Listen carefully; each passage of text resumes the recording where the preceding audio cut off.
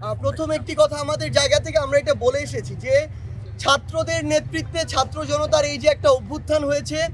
এই অভ্যুত্থানে এই তরুণ প্রজন্ম তাদের জায়গা থেকে সামনে সারিতে নেতৃত্ব দিয়ে একটা দায়িত্ব পালন করেছে। এখন আমাদের যারা বাংলাদেশের রাজনৈতিক অঙ্গন থেকে রাজনৈতিক দলের যারা অগ্রজবৃন্দ রয়েছেন, তাদের সবচেয়ে বড় দায়বদ্ধতা হচ্ছে ঐক্যবদ্ধভাবে যে আওয়ামী লীগ বাংলাদেশে 5 আগস্ট অপ্রাসঙ্গিক হয়েছে,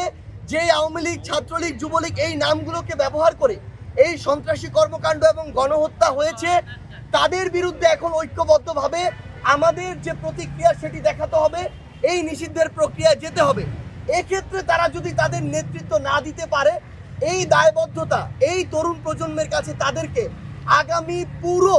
যে সামনের দিনগুলো রয়েছে, যুগের পর যুগ এই দায়বদ্ধতা তাদেরকে বহন করতে হবে। এবং আমরা আমাদের জায়গা থেকে আরেকটা জিনিস স্পষ্ট করে বলেছি, আমরা দেখতে পাচ্ছি পুরো বাংলাদেশে যখন অপারেশন ডেভিল হান্ট হচ্ছে, কিংবা যারা আমাদের শহীদ ভাইরা রয়েছেন, আহতরা রয়েছেন, তাদের মামলার সাপেক্ষে যে বিভিন্ন গ্রেপ্তার হচ্ছে, বিভিন্ন বিচারিক প্রক্রিয়া হচ্ছে, এই জায়গায় বিভিন্ন রেফারেন্সে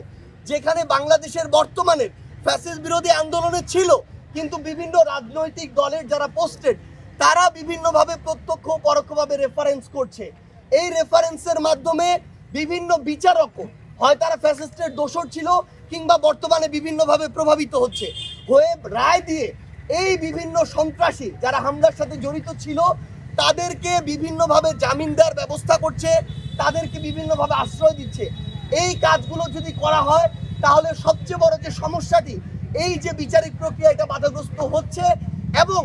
এই মানুষগুলো খুব দ্রুত সময়ের মধ্যে পুনর্বাসিত হয়ে আজকে যারা ফ্যাসিস্ট বিরোধী আন্দোলন করেছে,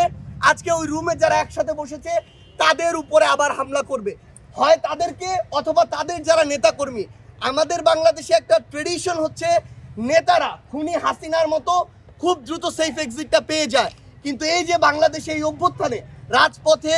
এমন যারা আন্দোলনে ছিল, আপনারা সহ এই ছাত্র জনতা,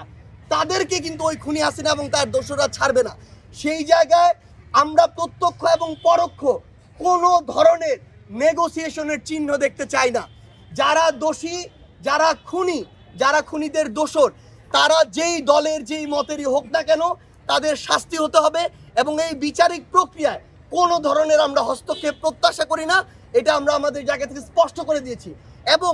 এমন যদি কোনো কিছু দেখি, তাহলে আমরা আমাদের জায়গা থেকে জাতীয় নাগরিক কমিটি বলেন আর বৈষম্য বিরোধী ছাত্র আন্দোলন বলেন, আমরা ঐক্যবদ্ধভাবে আবারও হয় ওই ব্যক্তি কিংবা ওই প্ল্যাটফর্ম তাদের নামে আমাদের যে আবার প্রতিবাদ, সেটি আমাদের জায়গা থেকে শুরু হবে। কারণ এই অভ্যুত্থান পরবর্তী সময়ে আমাদের সবচেয়ে বড় প্রথম এবং প্রধান দায়বদ্ধতা হচ্ছে ওই খুনিদের বিচার করা, এটা আমরা আমাদের জায়গা থেকে স্পষ্ট জানিয়ে দিয়েছি।